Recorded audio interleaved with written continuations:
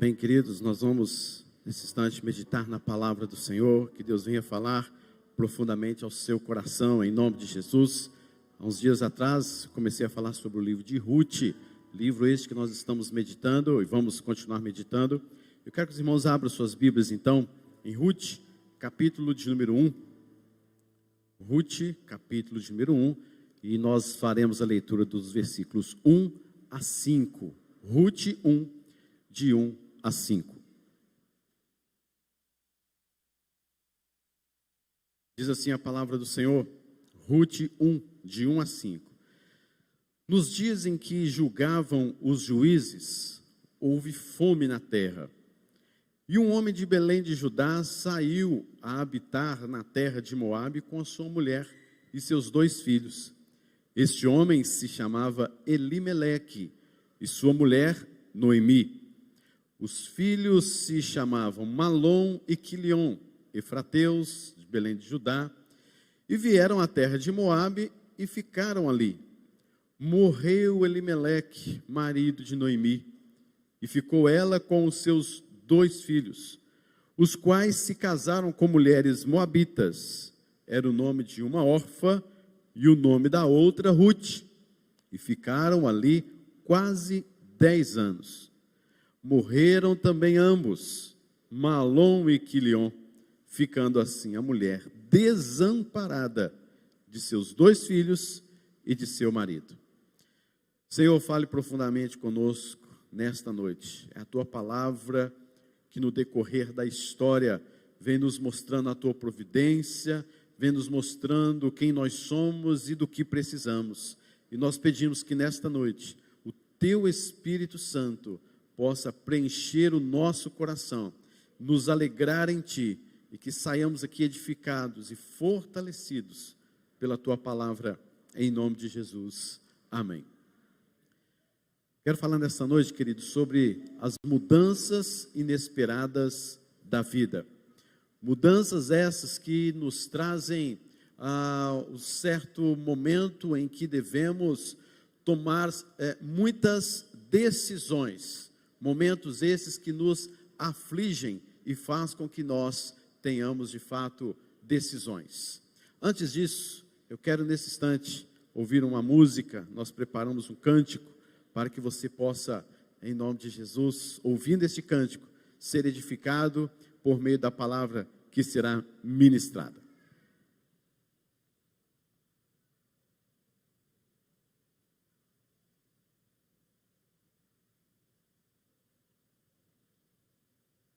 Graças e paz, igreja. Por um instante eu achei que ele não ia esquecer isso.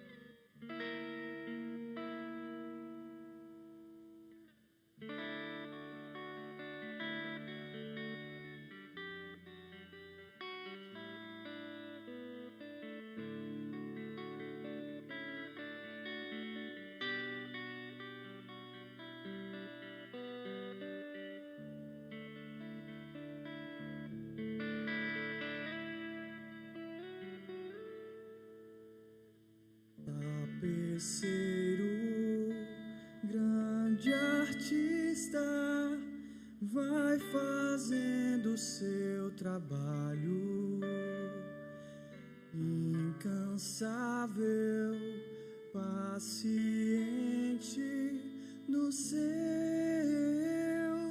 terrear.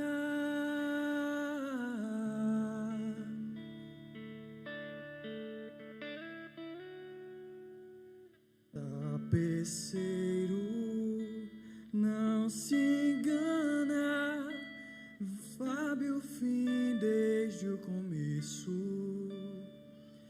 Trança voltas, 1000 desvios, sem perder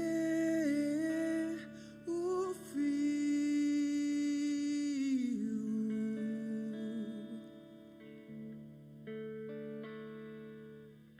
Minha vida tapeçaria tecida de cores alegres e vivas, que fazem contraste no meio das cores nubladas e tristes. Se você olha do avesso, não imagina o desfecho. No fim das contas, tudo se explica, tudo se encaixa, tudo coopera pro meu bem. Quando se vê pelo lado certo, muda-se logo a expressão do rosto, obra de arte, pra honra e glória do tapeceiro. Minha vida é obra de tapeçaria tecida de cores alegres e vivas, que fazem contraste no meio das cores nubladas e tristes. Se você olha do avesso, nem imagina o desfecho. No fim das contas, tudo se explica, tudo se encaixa, tudo coopera pro meu bem. Quando se vê pelo lado certo, todas as cores da minha vida dignificam a Jesus Cristo, o tapeceiro.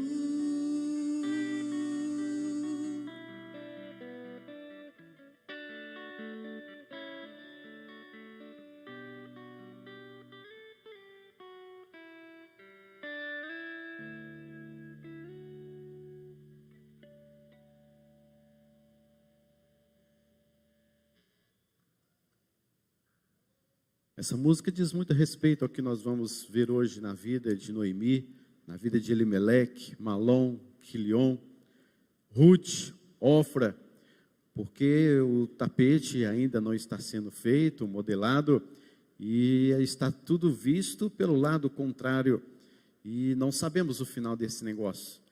E esta música é muito bem refletida neste primeiro capítulo, que inicia, é onde começa a iniciar este tapete, e vem fazendo agora um monte de voltas e contornos, até que cheguemos ao fim dos capítulos ou do livro, e nós vamos ver a grande obra do tapeceiro. Aqui está descrito neste livro, esta obra de tapeçaria, sem dúvida e com certeza. Por isso, queridos, este texto nos mostra algumas atitudes diante de mudanças inesperadas da vida. Perceba comigo, queridos, que o texto, o autor, não sabemos quem de fato escreveu propriamente o livro de Ruth, mas o fato é que diz o texto que esta história aconteceu nos dias em que julgavam os juízes. Este era um momento, querido, muito delicado, momento muito difícil, momento de grandes torturas mentais, aflições, momentos de idolatria, momentos de corrupção, momentos de atrocidades. O livro de Juízes termina dizendo que naquela época julgavam os juízes, mas cada um fazia o que bem lhe entendia. Já imaginou uma situação como essa? Vivemos no Brasil, vivemos numa cidade, num condomínio, vivemos dentro de casa, numa família onde cada um faz o que bem lhe entender. Com certeza um terrível caos, com certeza momentos de extrema aflição, complicações, dificuldades das mais terríveis e em todas as áreas. Aqui nós vemos pelo menos 3 problemas quando os juízes governavam aquela terra naquela ocasião. Foi um período de 350 anos é muito tempo. E o que nós podemos ver é que havia a idolatria, outros deuses, o deus Baal, o deus que, segundo aquele povo, era o deus da agricultura. Nós vemos aqui mesmo na época de Moabe, ou na época dessa cidade de Moabe, também havia lá outros deuses, e um deles se chamava Quemos, alguns traduzem também como Camus. Havia uma cultura completamente dividida, situações das mais diversas sendo pensadas, analisadas de formas extremistas, até mesmo subjetivismo, pois se cada um fazia o que desse na teia, fazia o que quisesse. Havia também um grande problema do mal. Nesta época, queridos, então nós vemos estas características acontecendo na época dos juízes.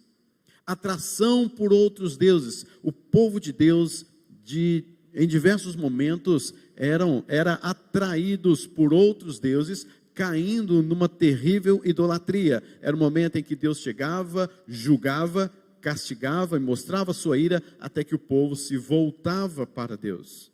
Eles, na verdade, tinham um desejo desenfreado por prosperidade. E era neste desejo de prosperidade que se buscavam outros deuses. Também, queridos, buscavam a Deus apenas em alguma área de interesse.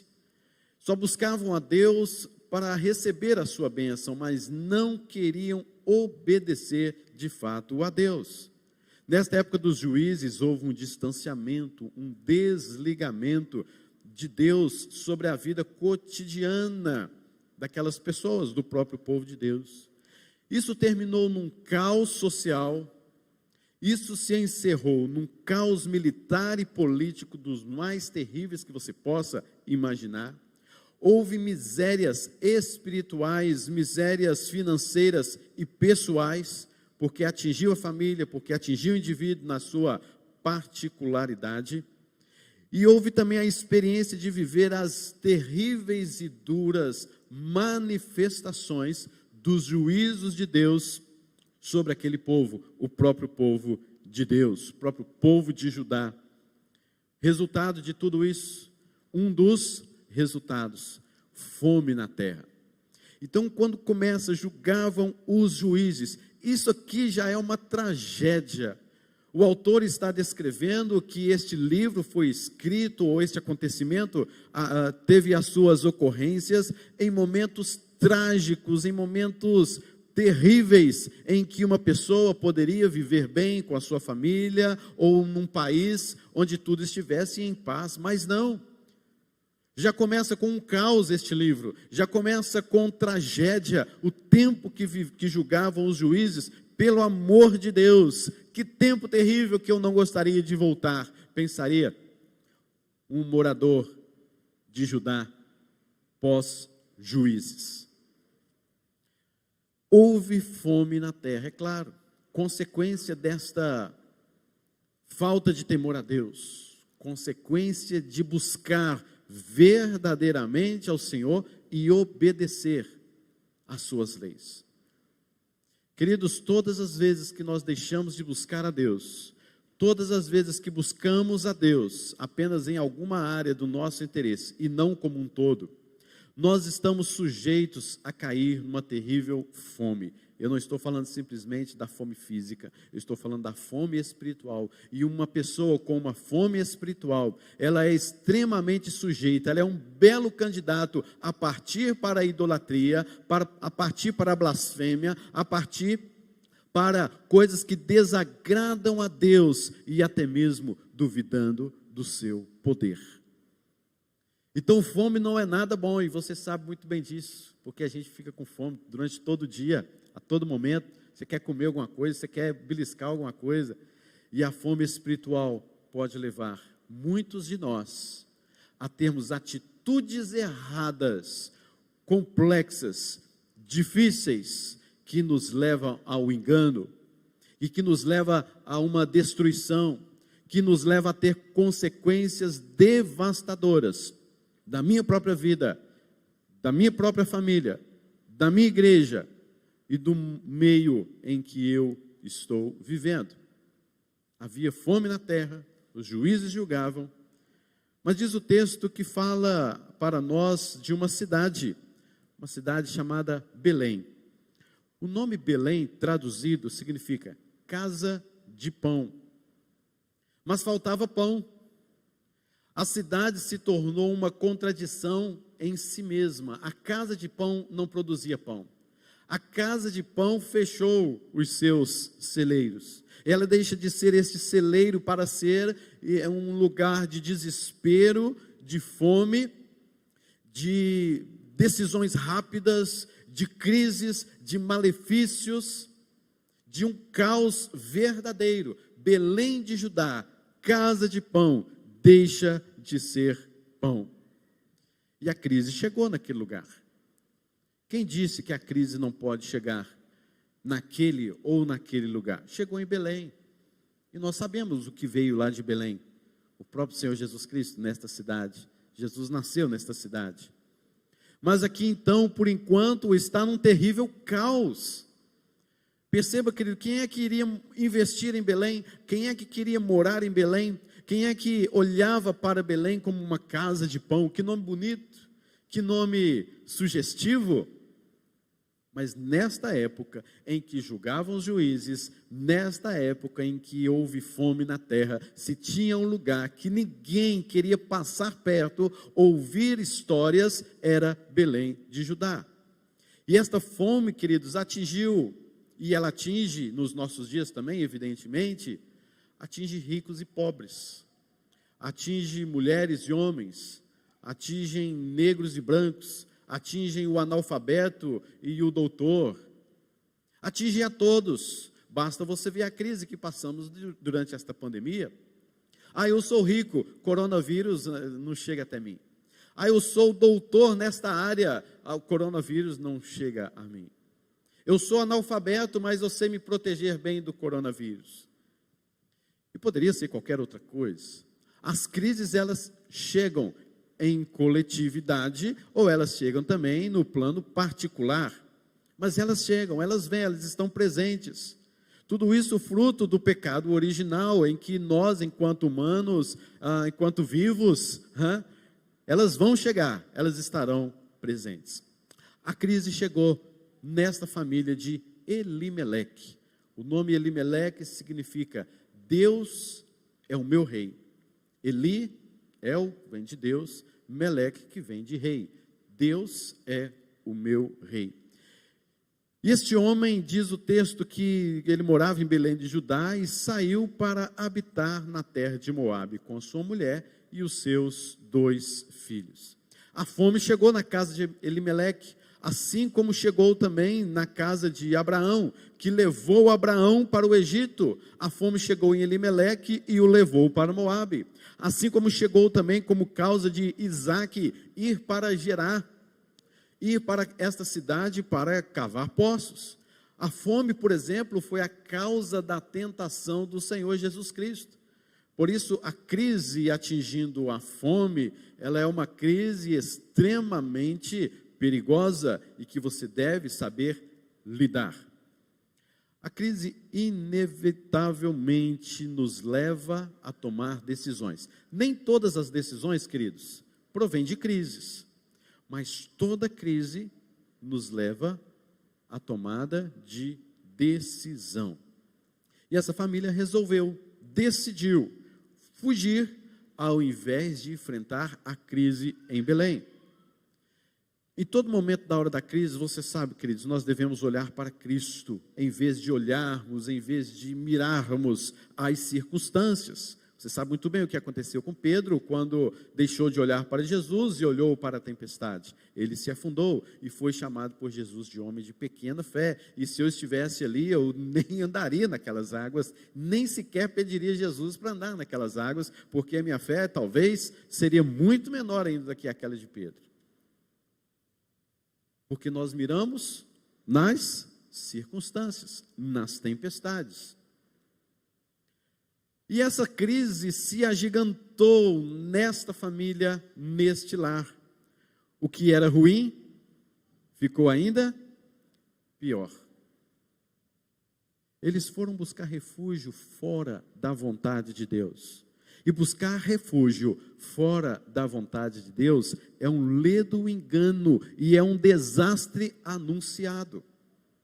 Buscar refúgio naquilo que não é de Deus, querido. Buscar refúgio segundo a sua própria vontade ou segundo aquilo que você acha que deve ser. Você está anunciando um grande desastre na sua vida. Eles foram para Moabe buscar refúgio. Em busca de sobrevivência, o que eles encontraram? Encontraram a morte. Eles foram em busca de pão e encontraram possivelmente doenças. Foram em busca da vida e encontraram a morte. Aquela terra que era estranha e parecia aos olhos de Elimeleque e de sua família, brilhando os seus olhos naquela cidade, a apenas 80 quilômetros daqui, aquela cidade abrilhantou os nossos olhos, e esta terra, porém, que deveria lhe trazer segurança, lhe trouxe a sepultura. O que nós podemos aprender com toda essa história que nós acabamos de ler? Em primeiro lugar, queridos, não busque outros meios para trazer soluções e alívio à sua vida. Aprenda a confiar. Essa é a primeira lição que podemos aprender aqui neste texto. Não busque outros meios para trazer soluções e alívio à sua vida. Aprenda a confiar. Uma situação como essa, querido, como diz uma certa frase, diz assim, numa certa situação como essa: você senta e chora, ou levanta e muda. Ou você senta e chora, lamenta, fica ali chorando, as mágoas, né? Ou você levanta e muda. Mas também não é tão simples assim. Porque este levantar que exige abnegação, disposição, e esta mudança que exige também certas atitudes, não pode ser qualquer mudança, não pode ser para qualquer nível de disposição, tem que ser segundo a vontade de Deus. Há 3 coisas que você pode fazer quando surgem as crises. Em primeiro lugar, suportar. Segundo lugar, fugir delas. Terceiro lugar, usar as crises ao seu favor. Ou você foge, ou você suporta, ou você a toma para um aprendizado, a toma para o seu favor. Se apenas suportarmos nossas provações, elas vão passar a nos dominar. E a tendência é nos tornarmos endurecidos e também amargurados. Porque você começa a simplesmente suportar, e você pensa que vai suportar, você pensa que vai conseguir, amanhã vai melhorar, depois de amanhã vai melhorar um pouquinho mais, e as coisas vão melhorar, vamos suportar. E você começa a se tornar uma pessoa murmuradora, amargurada, endurecida, cega, que não aceita conselho, que não aceita uma palavra, e que qualquer palavra agora ao seu coração não será suficiente para qualquer atitude sua, porque você é forte, você aguenta o tranco. Se você tentar escapar, é bem provável que você também deixa passar os propósitos de Deus, que Deus deseja cumprir em sua vida. Eu vou fugir, porque aí você foge, mas você não vê a mão de Deus agindo. E foi exatamente o que aconteceu com Elimeleque. Ele, não suportando, simplesmente ele foge. Ele busca outros meios. Porém, queridos, se aprendermos a usar as provações em nosso favor, elas nos servem e nos beneficiam, e Deus faz com que todas as coisas cooperam para o nosso bem e para a sua glória. É usar para o seu favor, e não apenas fazer como Elimeleque, fugir. Elimeleque resolveu fugir, e isto foi uma atitude completamente errada e equivocada, e nós vamos ver por quê. Você percebe, em primeiro lugar, que não há emigrações de Belém para Moabe. Você está vendo que uma família, alguma coisa brilhantou os olhos de Elimeleque, mas a população, não houve uma mudança, uma emigração, uma saída em conjunto. Todos de Belém resolveram deixar e abandonar a cidade. Foi uma atitude de Elimeleque. E Elimeleque foi então para aquela cidade. E ele ali, queridos, começa então a ver que não é uma cidade tão boa como se poderia pensar. As coisas ali não estavam indo muito bem. Os problemas que ele tinha lá em Belém, indo para Moabe, eles se agigantaram de tal forma. Elimeleque perdeu a sua vida procurando sobrevivência. Ele encontrou a sepultura onde buscava um refúgio para sua casa e para o seu lar. Ele procurou segurança para os seus filhos na cidade de Moabe, mas Moabe ofereceu a sepultura, a morte, a cova para os seus filhos. Então perceba que fugir da situação não foi uma boa solução para este homem, e que isso está registrado na Bíblia, para aprendermos que fugir não é a solução. Suportar também não é lá uma boa solução, mas usá-lo a seu favor e usá-lo da forma que Deus nos ensina a usar estas provações. Alguém mesmo disse, ele poderia ter evitado os dardos da fome em Israel, mas não conseguiu evitar as flechas da morte em Moabe. Em vez de concentrar-se na sua vida espiritual, nas necessidades espirituais, ele se concentrou apenas em suas necessidades físicas e foram para Moabe. Uma outra coisa que podemos ver como atitude errada deste homem é porque a própria palavra Moabe significa de seu pai. Elimeleque, ele deixa de servir a Deus, o seu pai, em Belém, e vai para um outro pai, que é lá em Moabe, onde haviam outros deuses, onde havia um outro significado do que é culto. Eles ofereciam culto a um dos deuses, chamado Quemos ou Camus, que inclusive buscava sacrifícios humanos e exigia que a população tivesse um culto litúrgico com orgias e demais situações terríveis, para que o próprio Deus deles se agradasse daquele culto, e então descesse chuva, ou no devido tempo o sol, e no devido tempo das estações os frutos. Então ele está indo para um local onde Deus não determinou para que ele fosse. Ele está indo para um local de idolatria, para um local onde não há Deus, o próprio Deus como Senhor. Elimeleque, que diz, Deus é o meu rei, agora na sua vida, na sua prática, ele deixa que Deus não seja mais o seu rei. Tanto Belém, casa de pão, deixa de ser casa de pão, quanto Elimeleque no seu coração, Deus é meu rei, faz com que Deus não é mais o seu rei. O melhor lugar seguro, queridos, é dentro da vontade de Deus. E eu disse, aprenda a confiar. Aprender, queridos, a confiar é uma caminhada, não é uma teoria. Posso passar aqui para vocês, em lindos slides aqui, como você pode confiar, como você pode exercitar a sua fé. Dá um monte de coisas para vocês. Mas, queridos, o fato de essa confiança é um aprendizado. Não é simplesmente uma teoria, não é simplesmente 1 ponto, 2 pontos, 3 pontos e termina e você vai para sua casa satisfeito. É o dia a dia, é aprender a confiar em Deus nas pequenas e também nas coisas, principalmente quando elas se agigantam, crescem diante dos seus olhos. Devemos aprender a confiar. Ninguém aprende a confiar em Deus se não caminhar com Ele, se não buscar a face dEle, se não experimentar dEle a sua companhia diária na sua vida.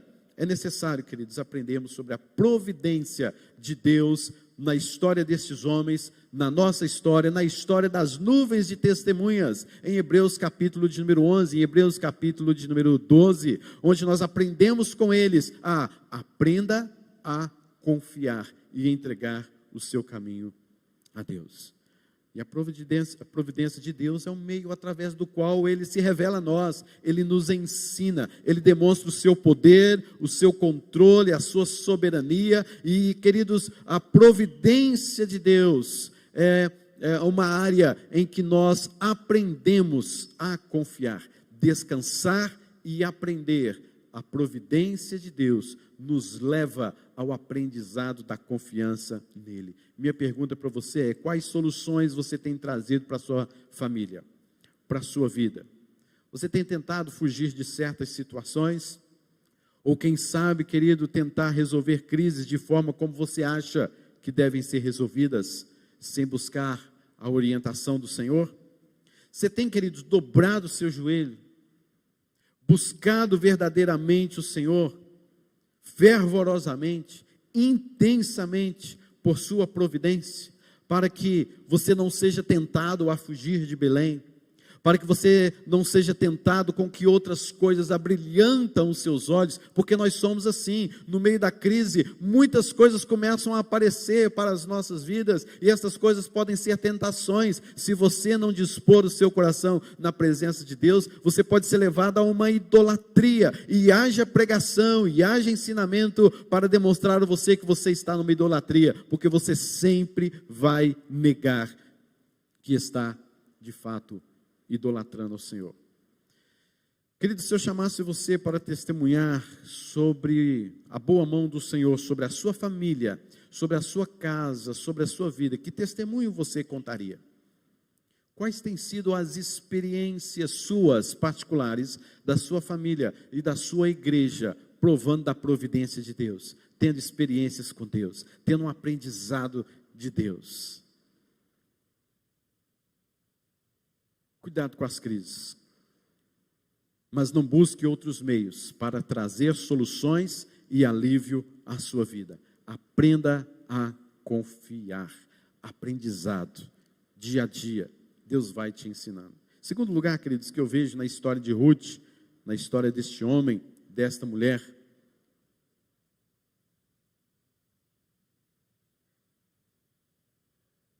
não tenha pressa para resolver situações na sua vida. Deus usa o tempo também para nos ensinar. Não tenha pressa para resolver situações na sua vida. Deus usa o tempo também para nos ensinar. Deus usa diversos professores na nossa vida. Uma delas é o tempo. Um dos grandes mestres que nos ensina é o tempo. Há pessoas que falam assim, o tempo cura. Não, não é o tempo que cura. O tempo vai remediar. Com o tempo você esquece. Não, não é isso.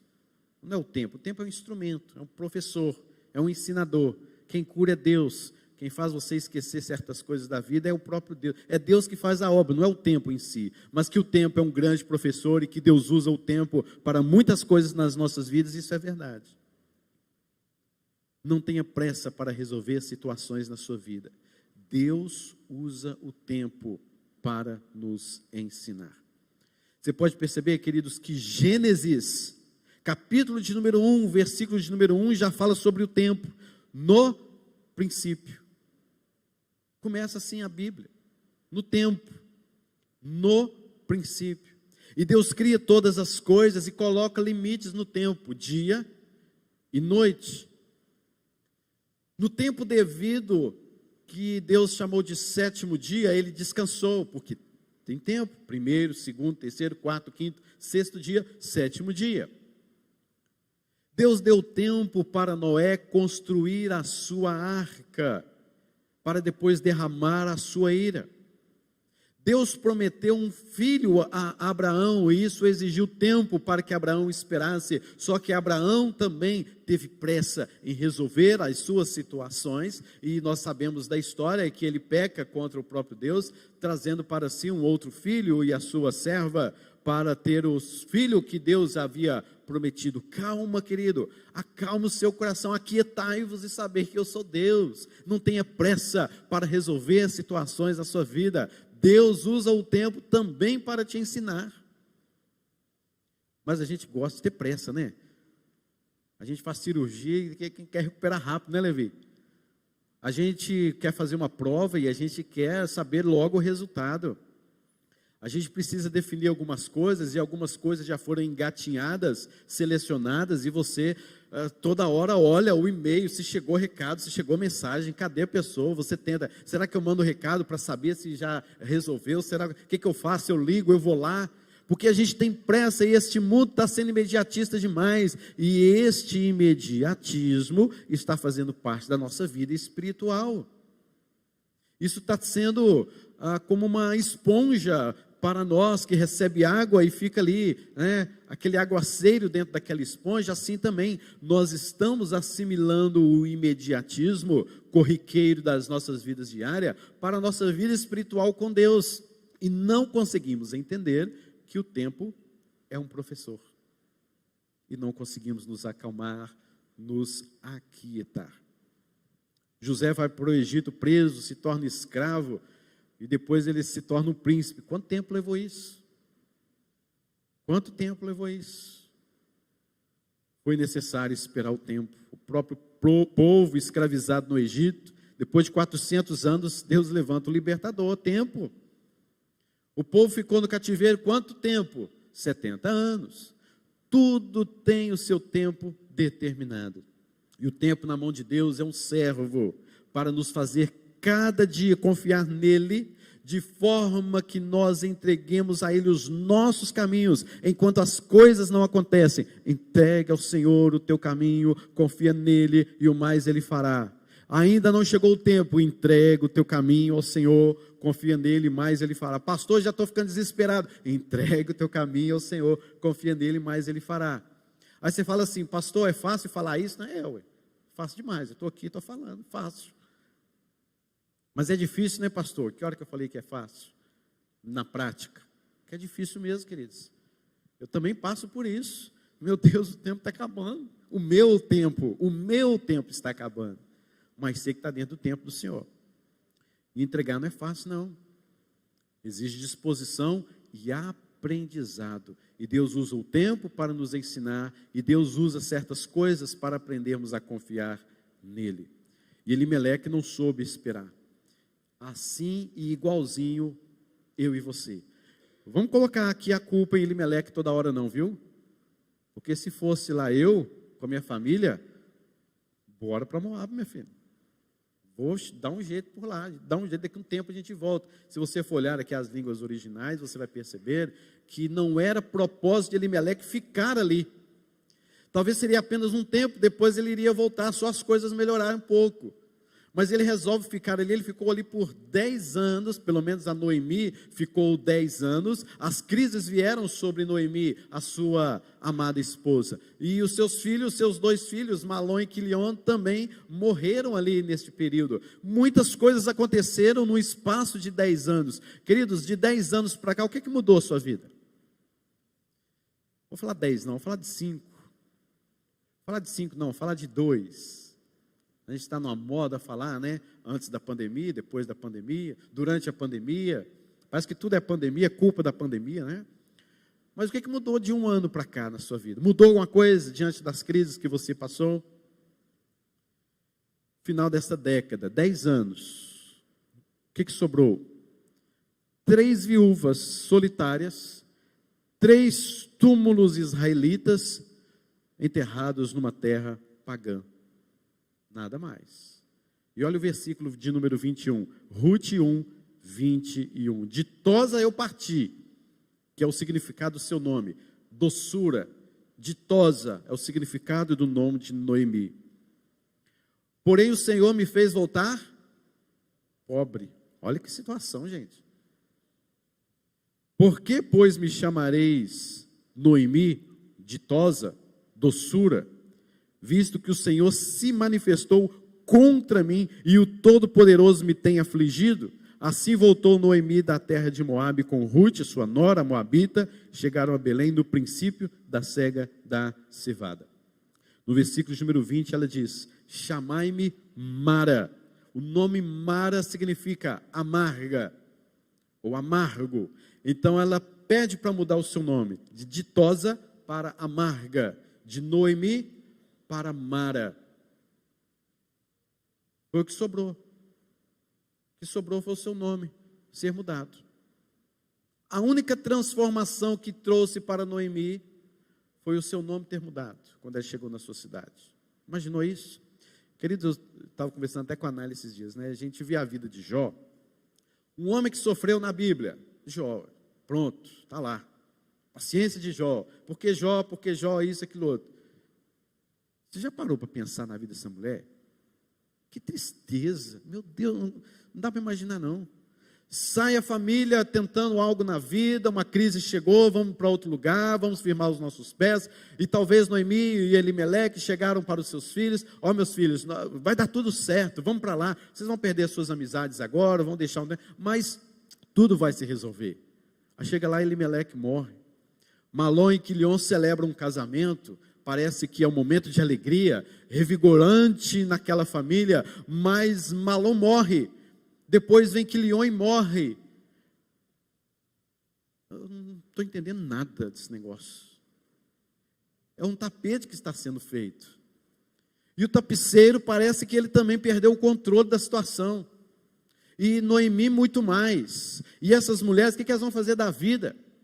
3 viúvas, agora, voltando, pobres, para Belém.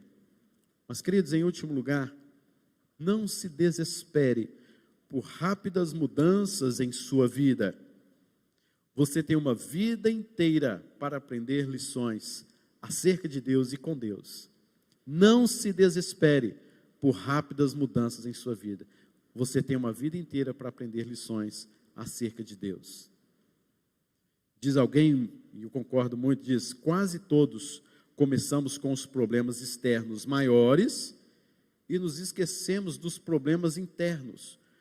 Um homem deve descobrir qual é o grande mal de seu coração antes de ser capaz de resolver as suas dificuldades. Nós temos muitos problemas internos, e esses problemas internos a gente não dá muita atenção, a gente deixa para amanhã, a gente resolve depois, a gente vai protelando. Aí vem um grande problema, aí externo a gente quer resolver. Aí vem uma grande situação, você quer dominar a situação, você quer controlar a situação. Como? Você aqui dentro, você não arrumou nada. O nosso coração tem que estar direcionado, organizado, segundo a palavra de Deus. O nosso coração, querido, tem que estar em equilíbrio, segundo a vontade de Deus. Porque mesmo que as crises venham, e elas virão, nós precisamos estar, o meu coração está direcionado a Deus. Agora a gente protela os problemas do nosso coração, não os resolvemos, e quando chega um problema externo, a gente quer resolver os problemas externos, quer dominar esta situação, sendo que você não domina nem a si mesmo, você não controla nem a sua mente, nem o seu coração, quer dominar um problema gigante na sua frente. Querido, você não vai saber lidar com essa situação.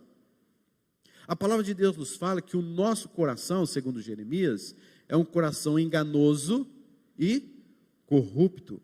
Quem o conhecerá? É enganoso mais do que todas as coisas, corrupto mais do que todas as coisas, diz o profeta Jeremias. Aí você quer dominar a situação. Mudanças inesperadas acontecerão em sua vida, mas não se desespere. Você tem tempo, você aprenderá lições acerca de Deus. E nós passamos por rápidas mudanças em nossas vidas. E alguma coisa ainda pode mudar profundamente a rotina de sua vida. Ainda hoje, algo pode mudar profundamente a rotina da sua vida. Quantos casos aconteceram em que coisas mudaram para pior? Quantos casos aconteceram para o melhor? Que bênção, né? Mas coisas ruins podem acontecer ainda hoje na sua vida, que vai mudar completamente a sua rotina, ainda hoje. Quem sabe ainda amanhã. Você está preparado para isso, queridos? Não estou aqui sendo pessimista não, tá? Não estou aqui dizendo, só vai acontecer coisa ruim, não é nada disso não. Eu só estou dizendo o que aconteceu com Elimeleque e trazendo para você uma fonte de riqueza na qual você deve se segurar. Mas não se desespere por rápidas mudanças em sua vida.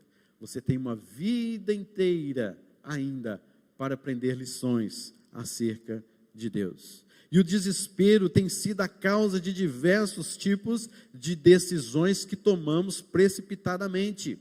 Aliás, o desespero e as precipitações são irmãos gêmeos que servem para desequilibrar a condução da nossa vida, trazendo mudanças desesperadas. Desespero, precipitação. Irmãos, Sabia disso? São irmãos gêmeos. E eles servem para desequilibrar qualquer rotina, qualquer condução da sua vida. Mudanças inesperadas.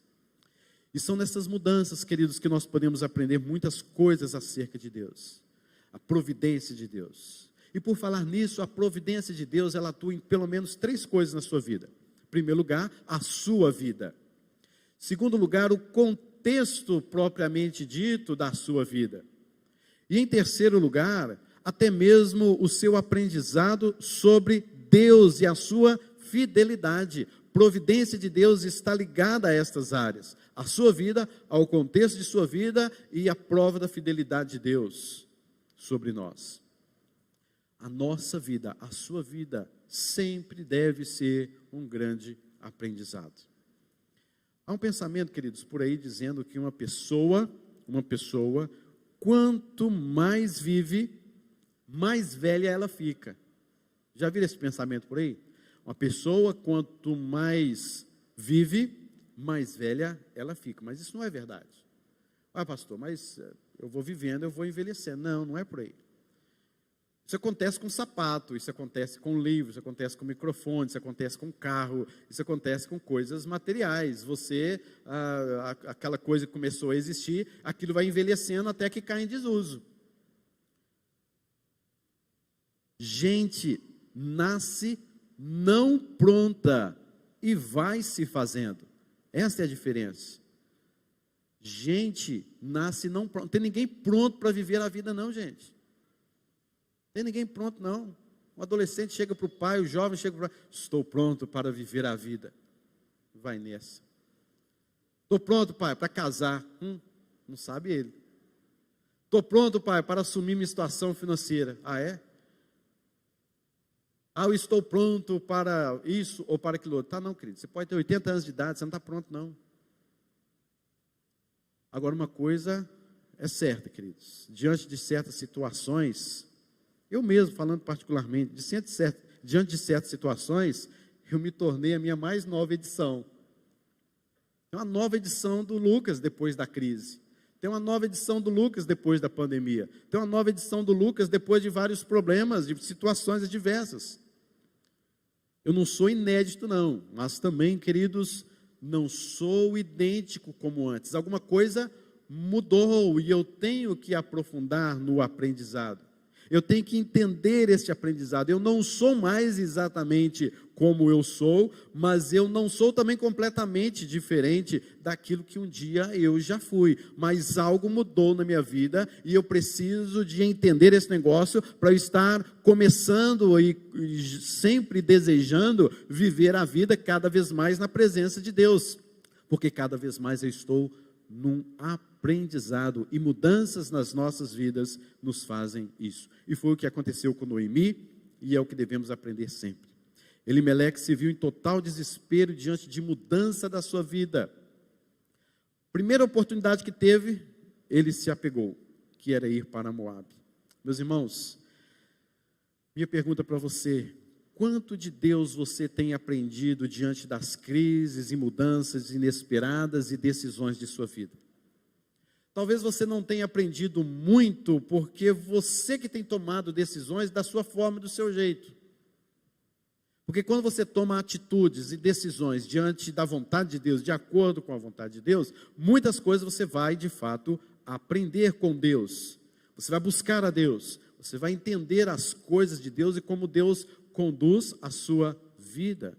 Mas talvez você não tenha aprendido muito, porque você mesmo tem tomado frente às decisões de sua vida.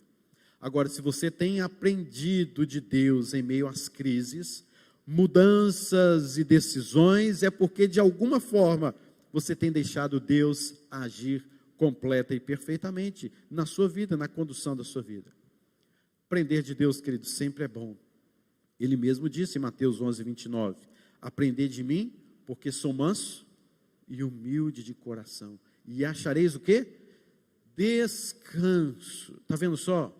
Precisava de Elimeleque sair de Moabe, não, sair de Belém, não, gente.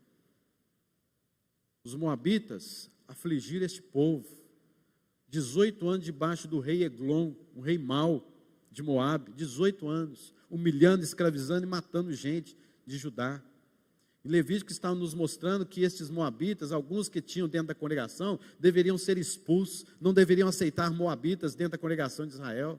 Esse povo era um povo mau, vindo do incesto. A filha de Ló teve relações com ele para preservar a sua descendência, já começou mal. Esse povo, por um momento, eles tiveram uma certa amizade, mas depois que eles se viraram contra o povo de Israel, e enquanto o povo caminhava em direção a Canaã, o povo foi lá, pediu água, pediu um sustento, pediu algo que os moabitas pudessem ajudar, eles disseram não, porque vocês são maus. E agora Elimeleque está se rendendo a este povo. Querido, você não precisa se render a ninguém, por mais que isso seja grande aos seus olhos.